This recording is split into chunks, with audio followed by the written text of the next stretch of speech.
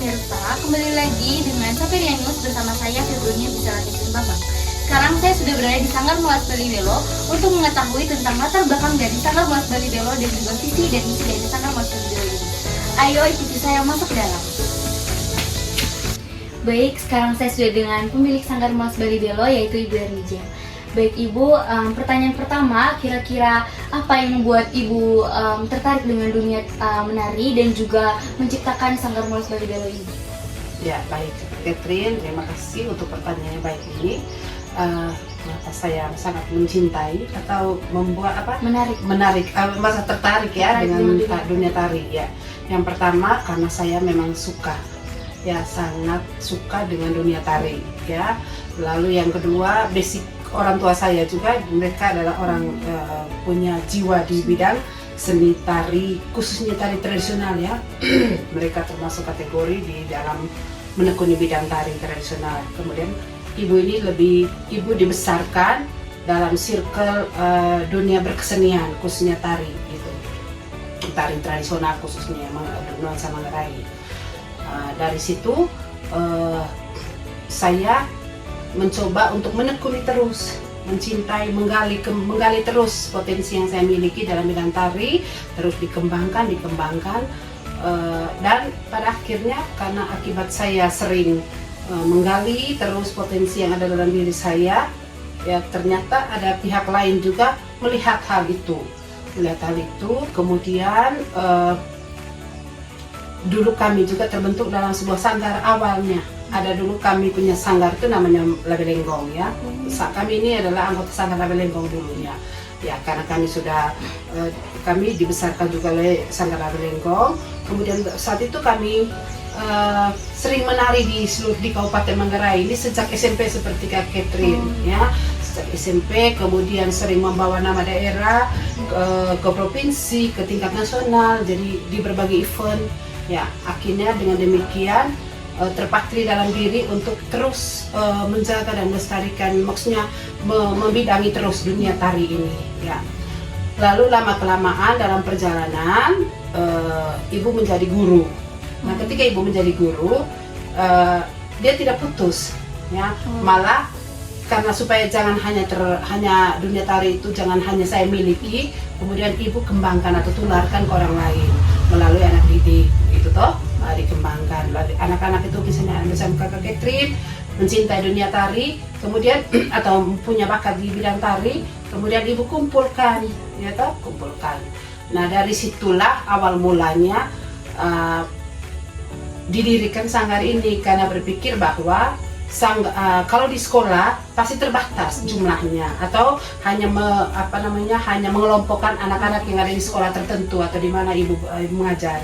Tetapi karena animo masyarakat terhadap dunia tari ini banyak, maka ibu mendirikan sanggar di rumah sebagai sanggar masyarakat. Siapa saja akan menjadi anggotanya itu dipersilahkan gitu. Jadi tidak terbatas pada satu sekolah. Jadi itulah awal mulanya didirikanlah Sanggar Molas Bali Belo ya. Baik, untuk pertanyaan kedua, kira-kira bagaimana ibu mengembangkan konsep dan juga visi dari Sanggar Molas Bali Belo ini? Ya, konsep dari sanggar ini diawali dengan kita meletakkan dasar pertama itu adalah untuk tradisional, tari tradisional. Mengapa harus menjadikan itu sebagai dasar? Karena untuk pengembangan tari jenis-jenis tari yang lain itu harus kuat dulu kita punya dasar pijaknya. Ya. Jadi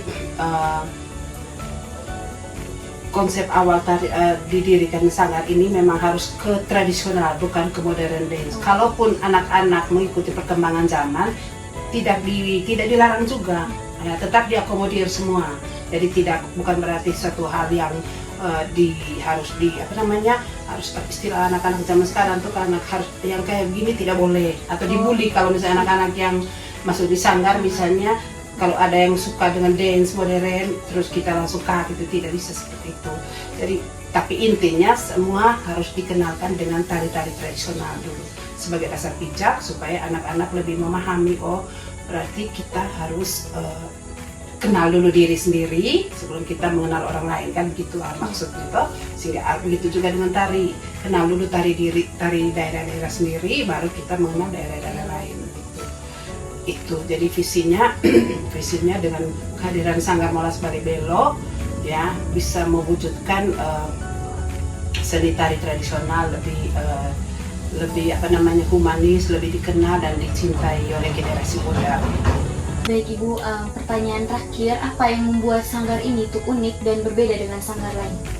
Iya, sanggar ini agak unik dari sanggar lain ya. Memang yang pertama itu adalah sebelum saya melatih di sanggar ini, mungkin kakek juga kan tahu bagaimana di sanggar ini. Kalau di sanggar ini, sebelum anak-anak sebelum talentnya atau penari-penarinya itu bergabung di dalam dunia tari, maksudnya diajarkan tari-tari, yang paling mendasar adalah anak-anak dibelajarkan dengan etika, ya, attitude. Salah satunya adalah ketika kita berproses, kita bagaimana kita menghargai diri sendiri, menghargai karya kita. Mengapa demikian? Karena penting menghargai sebuah proses, ya. Jadi semua itu diajarkan ketika kita sama-sama bergabung di sanggar ini. Nah, ketika anak-anak atau anggota sanggar itu sudah memahami hal itu, artinya begini, antara rasa ya terus gerak raga kita, wirasa wirama wiraga itu harus mulai dilatih sejak kita berada di sanggar ini. Jadi bukan hanya lenggak-lenggok saja atau tari saja langsung ya kita latih nari, tidak. Jadi lebih dulu ya Bunda kan selalu pesan kepada kamu atau kepada siapapun anggota sanggar, ketika kamu masuk di sini bukan hanya gerak tari yang diajarkan, tetapi kita punya rasa juga ya, diolah betul, kita punya etika, kita punya tata kerama ya. Jadi semua itu dijadikan satu sebagai proses kita dalam berkegiatan berkesenian ya itu.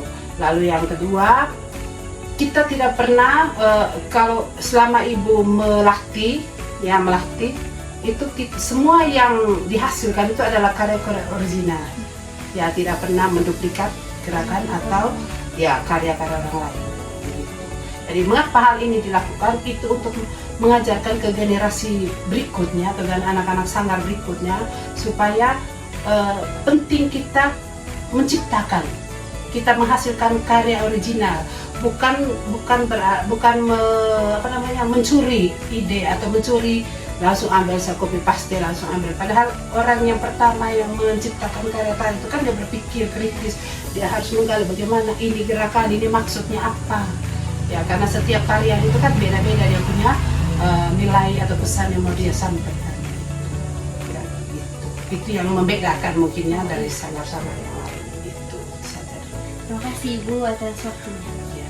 Saya menutup liputan hari ini dengan harapan bahwa informasi yang telah saya dapatkan dapat memberikan manfaat bagi para masyarakat. Demikian informasi dari saya, terima kasih atas perhatiannya.